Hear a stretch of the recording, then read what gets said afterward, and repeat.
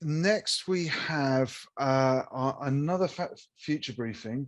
This one is going to be from G-Core Labs. Now, this one involves a little bit more magic from my side. It's very, very late at night for Andrey, so he has beamed in advance, and I'm going to play that out now. Hi everyone, and welcome to my presentation. First of all, let me thank all of you for coming here today. Let me start by saying a few words about my own background. My name is Andrey Gerasimov, and I'm the lead systems engineer at G-Core Labs. I'm responsible for operations and development of many our products, including CDN, and I work really close with our clients, listen to their problems and needs, uh, constantly compare our functionality with our competitors. And today I want to share with you our vision about latest CDN trends and the future of CDN. And the main point about modern CDN is that it is no more about just content delivery. Low latency and extended geography are not surprising. It's not enough for modern CDN. And modern CDN can act as, for example, a P gateway. It can protect your infrastructure against DDoS attacks, and even run your code globally closer to the end user. We also see continuous growth of content size and increasing demand for multi-CDN solutions, and I'm going to explain those trends in the next slides. And our first trend will be about serverless or edge computing. And more customers asking about edge computing. They want to run code closer to the users with a global scale, and they want to increase application performance, reduce latency of the applications. I will give you several examples about edge computing. If you want to do A/B testing of some feature, you can do it with the edge, with the computer on the edge. Just write and deploy your code that will route part of the traffic to the testing origin. Or if you want to implement your own custom authorization or integration with the identity provider, or would like to serve different content for different countries or devices, all this is possible with edge computing. You even can build your own API on top of the edge compute that will produce sub requests to different origins, join the answers, and send it back to the end user. Uh, also, through the adoption of 5G protocol will also accelerate edge computing growth. 5G protocol improves the last mile latency and bandwidth. And the main bottleneck will be latency and bandwidth to the nearest cloud. And to overcome this bottleneck, you need the edge computing as much as closer to the end user. And therefore, we think that edge computing will be a must-have feature within 1 or 2 years for all CDN providers. Let's go to the next slide. And the next big trend is security at the edge. CDN main role is to deliver content faster and protect origin against traffic volume or user request. But CDN can also protect you from against DDoS attacks in the same way. It's easy to do it when you have thousands and thousands of powerful servers and huge network capacity.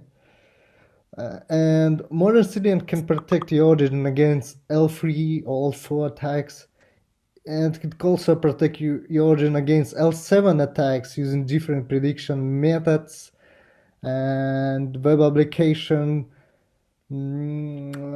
firewall can detect and protect your web resources. For instance, web application firewall can protect you from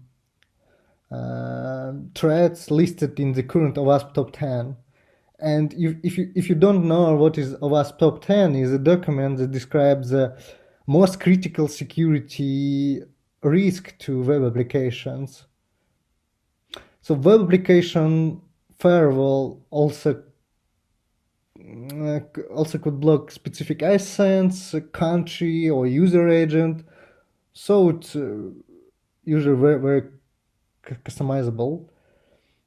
And another method is bot protection integrated into CDN, and it can block bad bots traffic without affecting your legitimate users.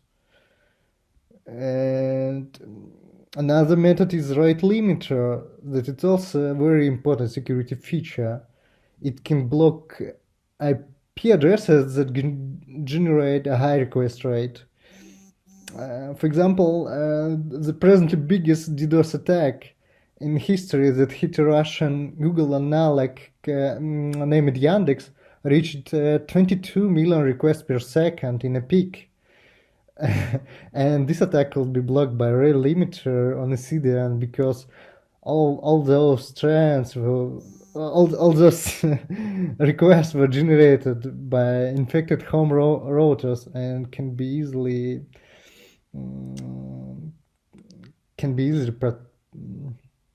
protected by rate limiter. To summarize, security at the edge is must have for modern CDN. So let's go to the next slide. And our next topic will be CDN as an IP gateway. We see that our customer use CDN not only for static content, but also for dynamic IP requests. And there are many factors why you should think about it. First of all dynamics. First of all, it's dynamics and site acceleration. You can offload your SSL termination on CDN edges, and those edges also can keep established connection to your API origin. So each next request will be significantly faster because you don't need to establish connection to the origin again.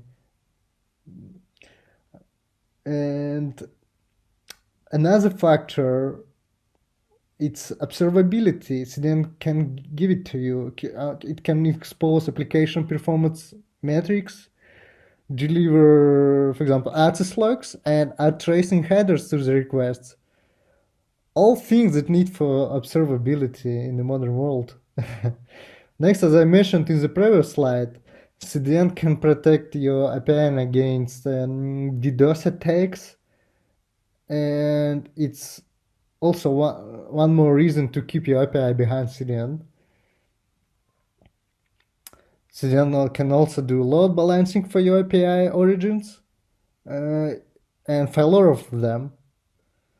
So low latency, observability, protection, balancing, and failover. All of that attract developers to use CDN as a single centralized ingress point for APIs. Let's go to the next slide. And now it's about the heavy traffic. And traffic, as we see, growing year by year by 30%, but last 2 COVID years, it's grown even faster, up to 15%. People started work remotely, consuming more content from home, shopping online, and it had significant impact on the CDN load. Today we are in a state of transition TV station to IP protocol, transition mobile device into 5G protocol, and a lot of video services also has been launched, like Disney Plus, HBO Max, Apple TV, and other local video services around the world. And the size of content is also growing. 4K and 8K video becoming standard, and even VR content and all this metaverse stuff, all these points are key drivers that which accelerate traffic growth and CDN usage. Go to the next.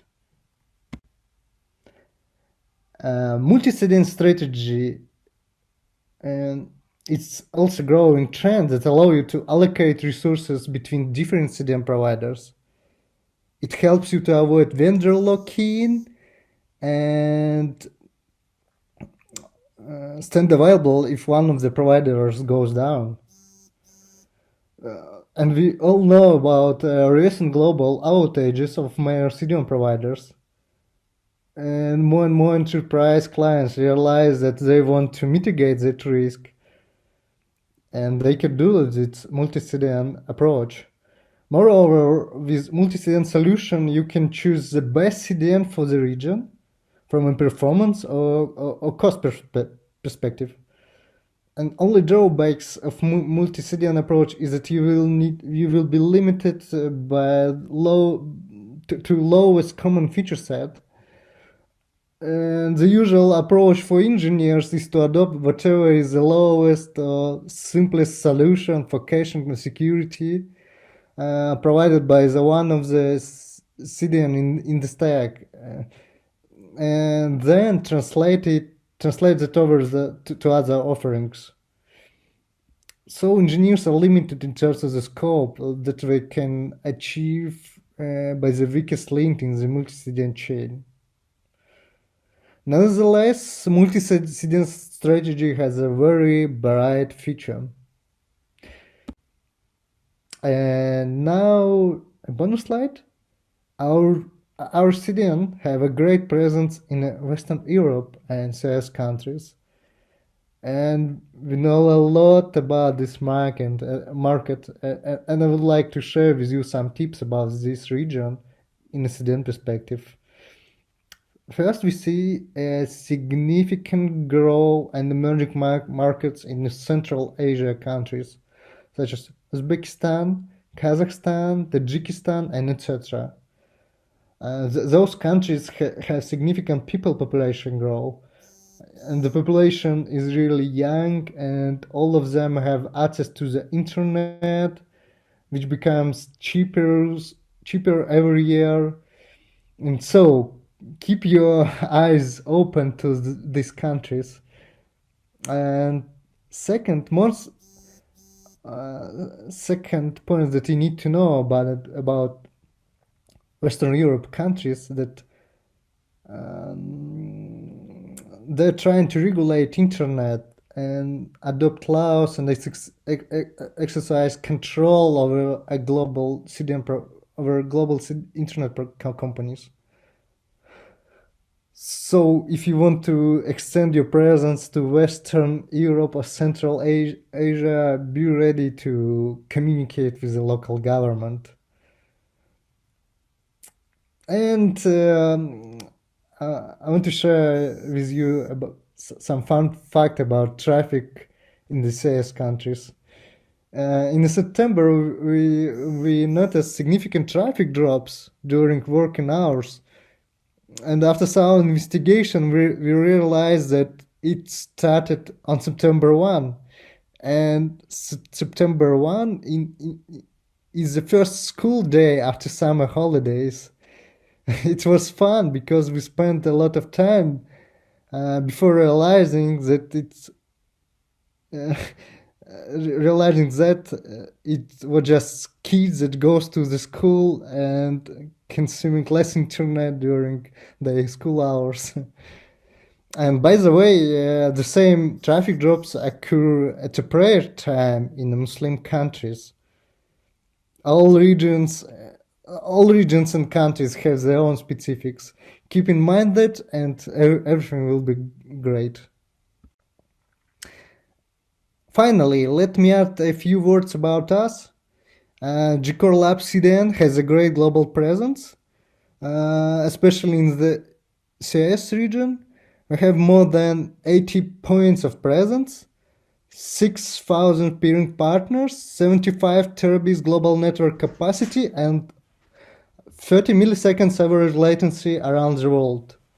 We know about current trends and constantly adding new features like image optimization, web application firewall, integration with DNS, and etc. We have a free plan that includes 1 terabyte of traffic for free each month, so feel free to try. And thank you again for having me. Find me on LinkedIn and stay safe. Well, that was much appreciated, Andrey. So he's across in Russia at the moment, so he's very late at night for him. I'm going to, oh, I've got my screens the wrong way around again. There we go. It's very late at night for Andrey. So if you want to get in touch, drop him an email. And a massive thank you to GCOR for sponsoring the second future briefing. That was great.